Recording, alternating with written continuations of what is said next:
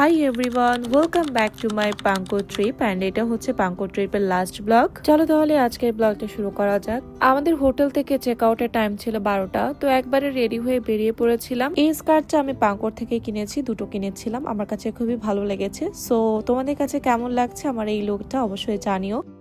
Hotel থেকে বেরিয়ে সরাসরি আমরা চলে যাচ্ছিলাম মেইনা জেটির ওখানে, যেখান থেকে আসলে আমরা বাইকটা রেন্ট নিয়েছিলাম। ওখানে বাইকগুলো আমাদেরকে আবার দিয়ে দিতে হবে।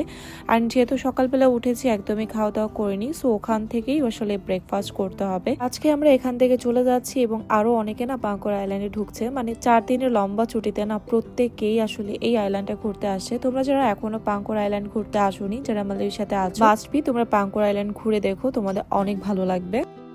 এখন হচ্ছে গিয়ে যাওয়ার পালা। সুন্দর একটা ট্যুর হলো। অ্যান্ড এখন মেরিনা বিচে মানে ফেরিতে উঠবো।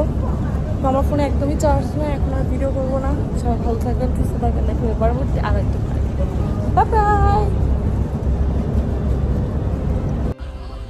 হাই, সে হাই, সে হাই, হাই।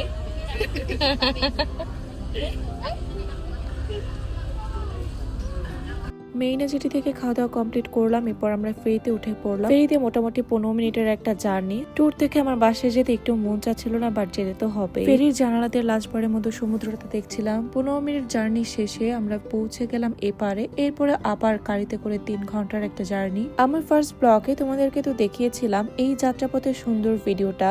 আজকে আবার অন্য রুট ধরে যেতে হচ্ছিল, বাট আজকে সৌন্দর্য তার থেকে আরো দ্বিগুণ ছিল, বিকজ আকাশে অনেক মেঘ ছিল। আকাশের এই সুন্দর মেঘ, হালকা বৃষ্টি, লং একটা জার্নি আর সুন্দর বাতাস, সবকিছু মিলিয়ে ওয়েদারটা যেন আমার জন্যই তৈরি করা হয়েছিল। দুদিনের ট্যুরে অনেকটা পুড়ে গিয়েছিলাম, পুড়ে একদম কালো হয়ে গিয়েছিলাম। সো অনেকটা গরমও ছিল। অ্যাট লাস্ট এরকম সুন্দর শান্তির বৃষ্টি দেখে অসম্ভব রকমের ভালো লাগছিল।